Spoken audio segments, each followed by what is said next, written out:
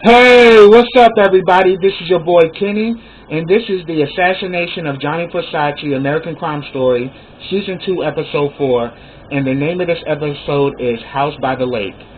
This was a really good episode, and it just goes to show you how much of a disgusting piece of shit Andrew Cunanan really is. And yes, I cannot wait to talk about this episode because this shit really had me at the edge of my seat the entire time.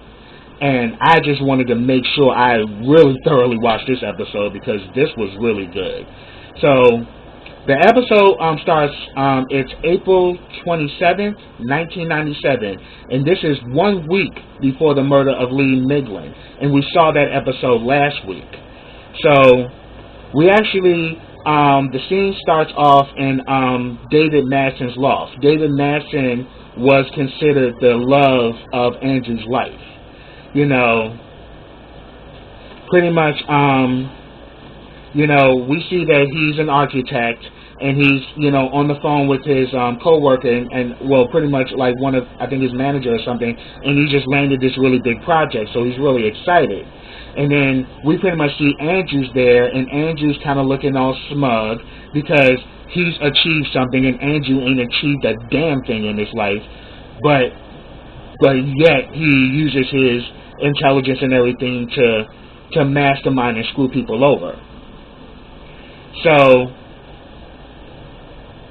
pretty much we had come to see that from this part right here that Andrew feels some kind of way, but David's saying that earlier we said some things that we regret, but let's just put it behind us and let's be friends. And he was like, and then Andrew was like, oh, I don't regret anything I said to you. And I'm like, see, here this bitch go. Already starting shit. And then, pretty much David was like, look, let's just move on. He goes to take a shower, and Andrew's like, he was going to take the dog for a walk, but then once David gets out the shower, he sees that the dog is tied to a chair. All of a sudden, we hear the buzzer go off, and the person that's buzzing is Jeffrey Trail, who was Andrew Cunanan's best friend. So he's buzzing, but the buzzer is broken. You can buzz, but the thing is, normally you can just hit a button, and you can hit just a phone button, and the door would open. His buzzer didn't work, so therefore people can buzz up, but he would have to go and open the door for them. So pretty much, once he noticed that someone's at the door, David's like, look, I'm working. What the hell is this? He's like, well, Andrew's like, well, I asked him to come over. You should go let him up and see what he wants. And I'm just already seeing Andrew already planning some bullshit. So he goes downstairs and he meets up with Jeffrey, and we can already see that Jeffrey and David have gotten close, and they're in love with each other. But then, he talks to Jeff on the elevator, and he's saying that he told me that he wants us to get married, and that I'm the love of his life, and all of that. And I pretty much told him that I told him no, and the reason why I said no is because marriage is illegal. Because at that time gay marriage wasn't legal. But then he kind of looks at Jeffrey and says, well, the reason why I said no is because I'm in love with you.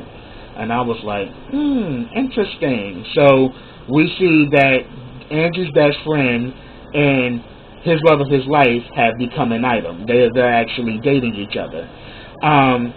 And pretty much, David tells Jeffrey that, I think Andrew knows about us. And he was like, how the hell would he know? Nobody knows about what we got going on. And he was like, believe me, he knows. He has this sixth sense that he definitely knows. But Jeffrey's over it. And he's just like, you know what? I don't care. I never want to see him again. He's no longer a friend of mine. I just came over here to get something that belongs to me. And David was like, what? He says, Andrew took my gun. So all of a sudden, David opens the door. He sees the damn dog is chained to something else. You know, so he goes to attend to the dog, and while that happened, Andrew sees Jeffrey at the door. He takes a hammer and bludgeons him to death 27 times. And David watches as Andrew kills Jeff. And it's just a messy scene. There's blood everywhere. And, you know, all of a sudden, David is shooken to death. Because he literally just saw, in the matter of a second, you know, Jeffrey just gets mutilated by Andrew. So afterwards, you know, David's in shock, and he's like, "Are you going to kill me?" And he's like, "No, I will never kill you." But he's like, "But you killed Jeff. Why? Why did you kill Jeff?" And he's like, "We got to call the police. We got to call the police." And because, you know, he freaks out because before that, he literally just takes David by the hand. They both got blood on them, so they literally take off their clothes and they get in the shower to wash the blood off. And it's like David has now become entrapped in Andrew's world. And, you know, David's like, "Are you going to call the police?" And Andrew's like, "I'll call them if you want me to, but I'm thinking, this is your apartment, and you let him in. I mean, I could tell him you had nothing to do with it, but that's not what they're going to believe." And he pretty much lets him know that, you know, he's saying that, look, the way things are looking, they're going to give me 30, and they're going to give you 10, because they're going to say that you're an affiliate. You know, and he says that, look, I can't imagine you going to jail, and I'm not going to allow that.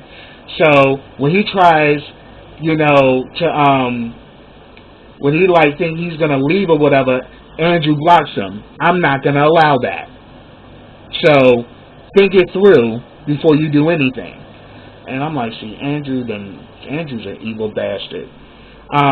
So then he goes through David's, you know, dresser, and he gets out, you know, his, you know, porn and some of his S&M, you know, leather chaps and, you know, the little whip.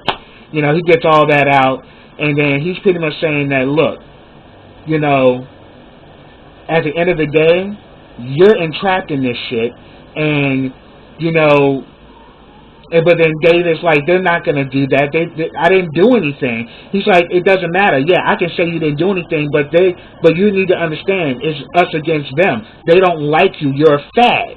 So because you're gay, they're going to tie this to you anyway.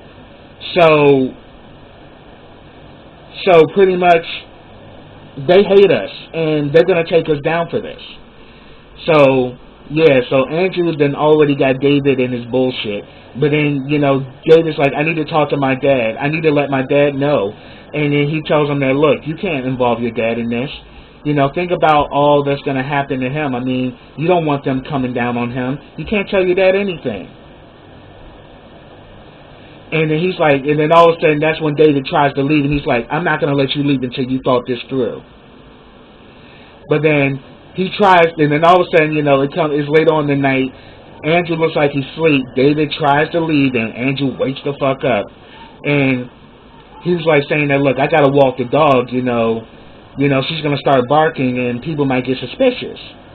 So then we see that the body of Jeffrey is still right there by the door. He actually gets, you know, David to help him. First he tells him to turn his head. So he literally takes the body and rolls it in carpet, but then asks David to help him move the body to put it behind like this like footstool or whatever. And, you know, all of a sudden, you know, he's pretty much saying that, you know, I'll go with you to walk the dog. And he's saying, oh no, everything is fine. You know, you look like you're pretty tired. Won't you stay here? He's like, do I look like I'm tired? I'm like, that damn Andrew's an evil piece of shit. So he ends up walking the dog with him. He sees some of his neighbors, and he even sees one neighbor named Karen in the elevator. And, you know, Andrew kind of gives her that evil look, And you can definitely tell that David's shooken, and we can definitely tell the dog is uncomfortable too. So, so then, they go out walking the dog and everything, and, he says that, look, I can just say I wasn't home. That this person came into my apartment and something happened, but I can say I wasn't home that night and I came home and I made the discovery. And therefore, you can just leave and it would be like nothing never happened. And he's like, you mean leave on my own? I'm like, oh shit. So then he sees another neighbor waving at him, so he decides to go back.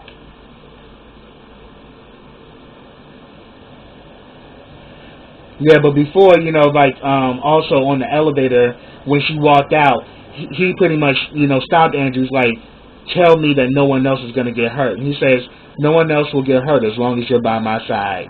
So I'm like, he done made it in his mind that you two going to be together whether you like it or not. And that he's literally created a situation where David can't leave.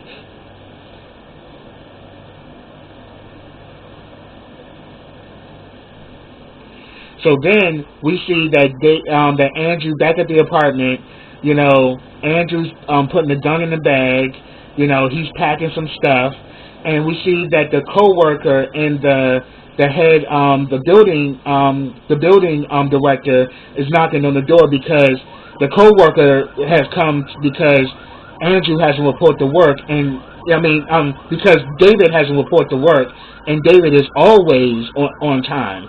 So this alerted her that something's not right. So they knock on the door, and while they leave, because the building director says, "I'm gonna go get the key to the apartment," Andrew and David pretty much take Jeffrey's car, and then Andrew's simple crazy ass is like, "You ready? Let's go!" I'm like, see, this motherfucker done lost his damn mind, and I was like so through with it. So then back at the place, we see that finally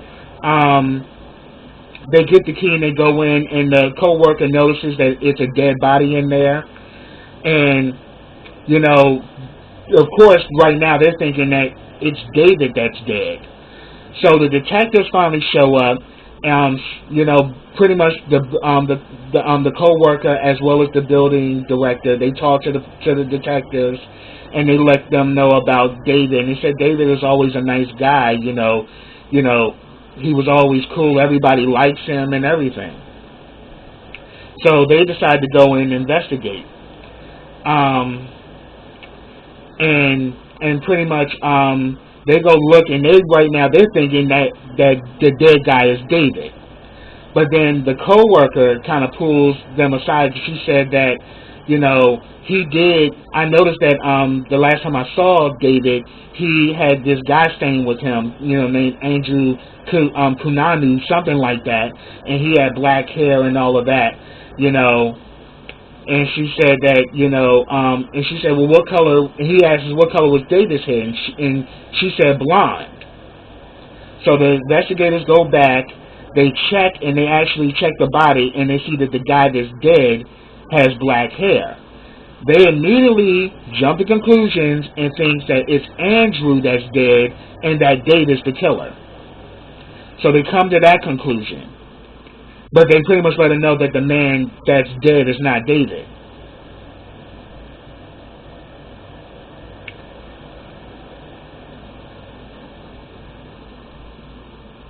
And then they also keep the fact that the buzzer doesn't work.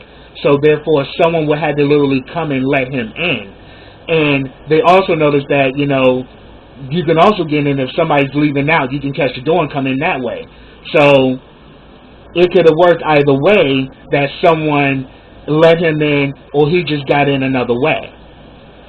So they're working with that. But then they also see, the gay porn and all of that around.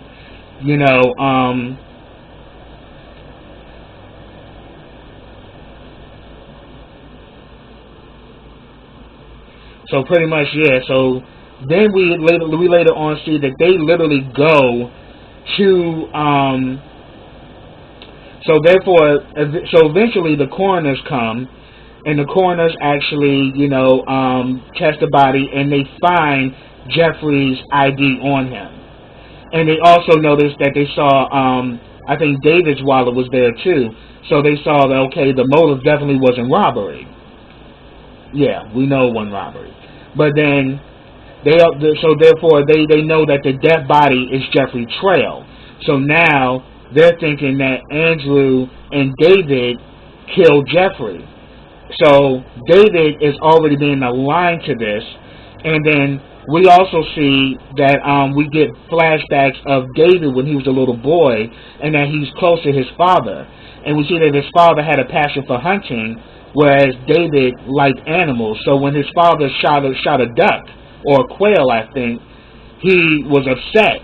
And he's pretty much, was very sensitive that way. But his father was very passionate with him, had a lot of compassion for his son. And he's saying that, look, hunting just not be your thing. We may like other things like hunting and going on an adventure. We'll find things that we can be that we can have in common. But he tells his son that he loves him. So him and his father do have a close relationship. And we actually see that while on the road and everything, Andrew pretty much we pretty much see that, while they're on the run and shit, Andrew, him and David are like stopping at different places. They're sleeping outside of the car and all of that. And we see that David is completely shooken up and is just completely disgusted. But Andrew's ass is living it up like it's 1999, because all of a sudden he's playing Pump Up the Jam, Pump It Up. And I'm like, this bitch. Just getting her life like she at the club. She like, yes. I'm just thinking like, this bitch is so insane. Like, there is just like no qualms of how insane Andrew Cunanan really was. And then it was also crazy too that the detectives come out and they tell the lady, your friend's not the victim, he's the killer. But then, and I'm like, see, they was doing too much. But then the detective was like, well, due to the fact that David Madison wasn't dead, they was like, okay, we had to get a search warrant and come back and do this because we're here illegally. But they're like, it's a crime scene. But he's like, yeah, but I'm not having the courts come after me. So they get the search warrant, and that's when they find out that the body is Jeffrey Trail. So now pretty much we even see that later on the detective goes to David's parents and puts it out there that that David and Andrew Cunanan are lovers and they killed this man and they're on the run and all of this shit. And of course his father was straight up was like, my son may be with this Andrew Cunanan and we don't know who that guy is, but I can assure you my son had nothing to do with this. And I'm like, and then they're like, well, it just goes to show you really don't know your son. I'm like, you detectives are so far fucking off, it's so fucking ridiculous. Like, the damn boy is being held hostage and Andrew ain't letting them go.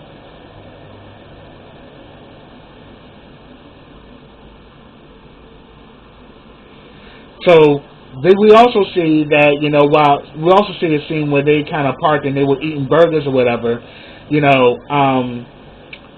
Andrew Cunanan talks about Lee Miglin. So he was already a mark from that point. He was a mark, like he was going to take Lee down.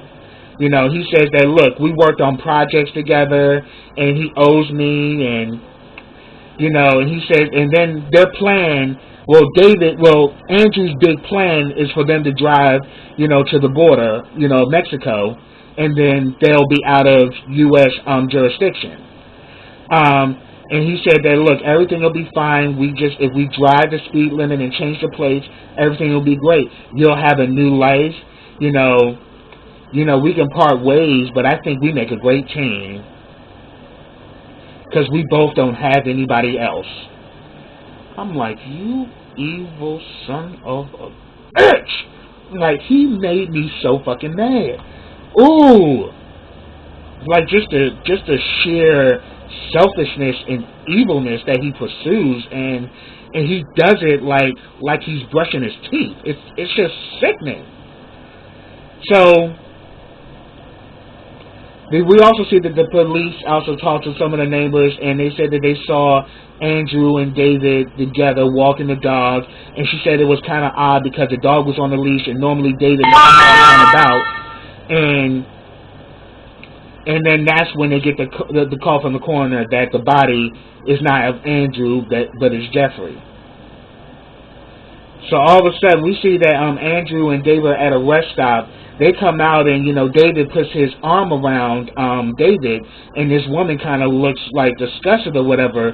David immediately starts panicking, like, what is that lady? Why did that lady look at me like that? She looked at me so disgusting. Like, does she know what happened? Does she know? And then all of a sudden, Andrew was ready to go and pop a cap in her ass. Was like, oh, she's not good. Like, and then he was going to chase her down the road. Like, yeah, I want to know why she looked at my friend that way. And she's like, you told me you weren't going to hurt anybody else, Andrew.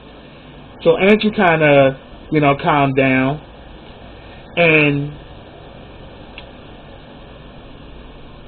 And then the thing about it, we even see, like, while Andrew's driving, David is thinking out loud, and he's just saying that, he's thinking about the whole investigation and if everything is going to transpire now that Jeff has been murdered.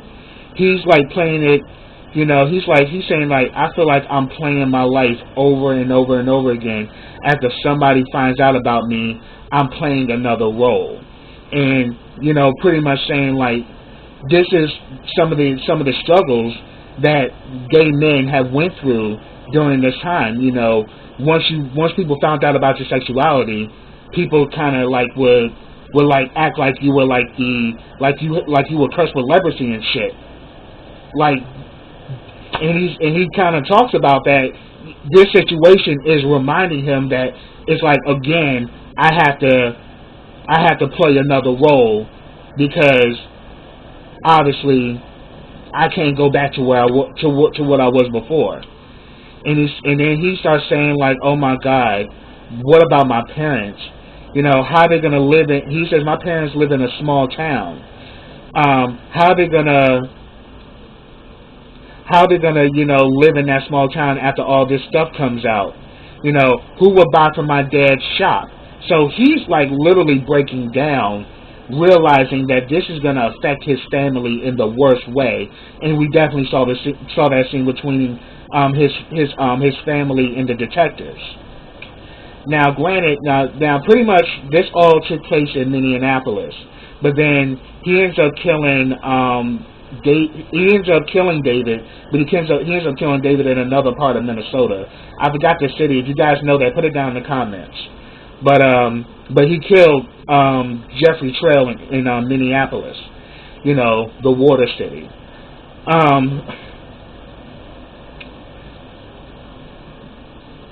So pretty much he's still talking, David, talking to Andrew, and he's saying that,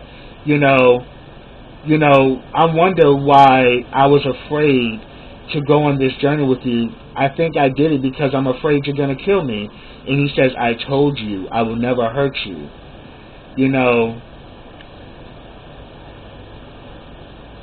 And he just affirms that, look, he's pretty much saying that, yeah, maybe I'm just afraid of the disgrace. Maybe that's what I'm running from, the disgrace. So he's even kind of displaying some of the feelings that a lot of gay men felt around that time, but then also about the fact that he's now been involved in a murder that he didn't commit, and because he's aligned with Andrew Cunanan, he's stuck with his ass.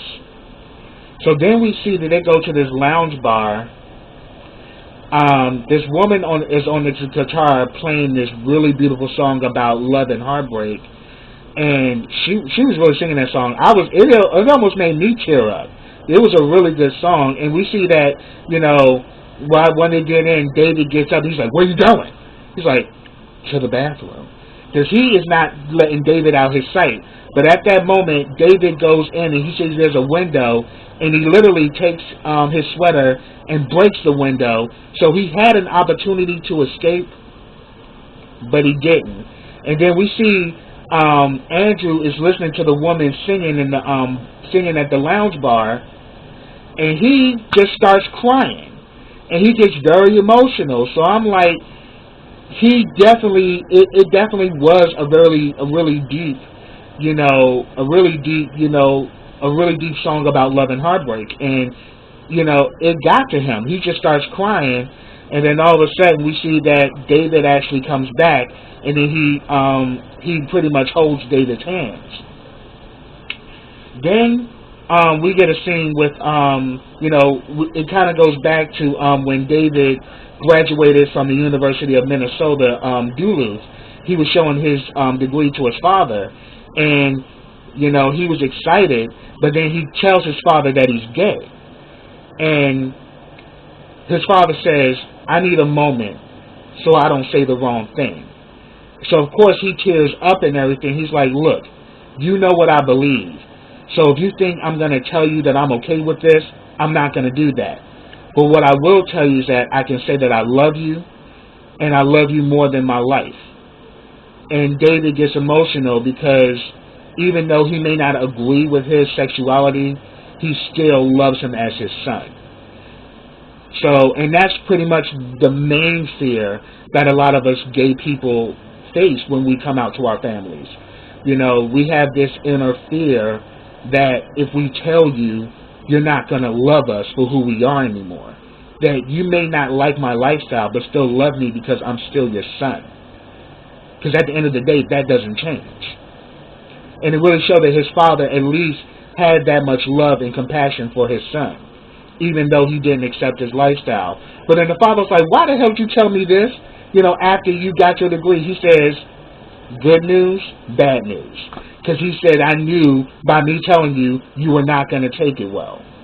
So, I caught that. So then all of a sudden, we see that David falls asleep in the truck. He wakes up. The truck is like in the middle of nowhere. They're like in the woods somewhere. He gets out barefoot thinking he can try to make an escape because he doesn't see Andrew anywhere. And then all of a sudden, we see Andrew come behind a tree with a damn gun. He's like, oh my God, you don't have any shoes on. So then he grabs, David by the hand, and they go to like a restaurant to eat. And, they talk about when they first met. And Dave was like, yeah, I remember we met in San Francisco about 1.5 years ago, and you had on some designer clothes, and you were drinking vintage wine, and Andrew says, yeah, and you were alone at the bar. And he's like, yeah, and I was lonely, and I saw you there with your high society friends, and Andrew's like, yeah, and I invited you to join our table, and because pretty much what he did is that, Andrew sent a drink over to David, and he sent, a drink over to David, and, David was like, no one's never did that for me before, actually sent me a drink, and he's like, yeah, and he ended up joining our table, and he's like, he's like, I was surprised that you even invited me over there, and Andrew said that, you look lonely, and, David said he was lonely. But he said that everyone loved you. You were throwing money around like there was no tomorrow. People were laughing. You were like rich, sophisticated, erudite, and and I was just saying, and he said that I was just thinking to myself, what is it that a guy like this would ever want with somebody like me? And then, he talks about when we had that night at the Mandarin Oriental Hotel. You talked about how you changed your room 3 times so you can get a better view. You wanted the view of the Golden Gate Bridge. And we know that he did the same shit a few episodes ago when he got to Miami. He wanted the view of the beach, and he got the woman to change his room. So we know he's been doing this shit for quite some time, trying to get the best suite. And then he said that also, David says, I took my white slippers home, because I felt cheap, like, even though they changed those slippers every day, I wanted something, I wanted a, pretty much, somewhere like an heirloom from that beautiful night. And then he said that, I just kept telling myself, I want to be like Andrew. And he just pretty much kept saying that, I want to be like Andrew. I really want to have that life. Until I realized it was all a lie. You never worked for anything. And that this whole thing was an act. And we see damn Andrew's face start frowning up. I'm like, yeah, he reading you, you simple bitch. You can't take the truth. And he's like, what are you talking about? And he said that, is that why you killed Jeff? Yeah. I think that's what it is. He said you love Jeff. Everybody knew you loved Jeff. But he got to know the real you, didn't he? And I think that's why you killed him. Because he saw you for who you really are. And then all of a sudden he changes the subject. Oh, it's going to be great when we go to Mexico. We can get like, I'll make more money there than I do here in the U.S. And, we can get like a really top star hotel. And then we can tell the Mexican servants that we are actors from Hollywood. He's like, you can't even do it, can you? And then Andrew was like, what? Damn, David looked at him straight in his face and said, stop. I was like, you better read, David. And we just seen his damn face frown up. I'm like, yeah, that's right, you weak bitch.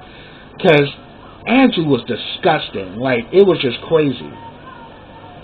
So, they get in the car and they drive off. David is still going in like, he said that, as a matter of fact, you didn't lose control that night. Because he said, why did you kill him? He said, I just lost control. He said, that's what he said at the beginning of the episode. But then that shit comes back and he's like, your ass didn't lose no damn control. You plotted this shit. You knew what you were doing. You wanted to kill Jeffrey. You made sure that you brought him over here with the intention. You invited him over to my apartment with the intention of killing him. And you wanted me to be a part of it. So, with all of that going on, David just couldn't take it anymore, and he tried to take the wheel. That damn Andrew pulls out the gun, they pulled over, by the house, which is near a lake, and he literally walks him out there at gunpoint, and he was saying that, we had a plan, and he's like, we still do have a plan, Andrew, we still do have a plan. He's like, no, we don't have a plan anymore. It can't work now. And he tries to calm him down, like he talks about Lee Miglin, and he says, I'll run away with you, and all of that. And we see that, when he feels he got Andrew's attention, he tries to run towards the house, and we see that Andrew starts shooting. But then we see that he actually goes into the house, and we see that, there was a scene where early on when he was a little boy, his father would make like this this coffee or whatever, and they would drink it. And we see him go in the house, and his father is there, and he's drinking coffee with his father, which alludes the fact he never made it to the house, because then they show it again when he runs. Andrew shoots him in the back. And then walks up, and then, David puts his hands up, and he shoots him at close range. And that's where the episode ended. And I was like, this dude got to be the most heartless, evil bastard that ever walked the face of the planet. One of the most gruesome serial killers ever.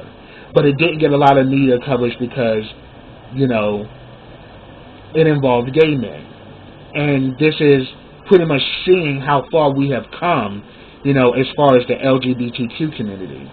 So, yeah, this was a good episode, and it just really showed how bad things were and how Andrew was able to maneuver throughout the whole situation. Because one thing I'll say about Andrew Cunanan, he's smart as hell. He's very intelligent, but because he's evil, the intelligence is actually used for bad rather than good.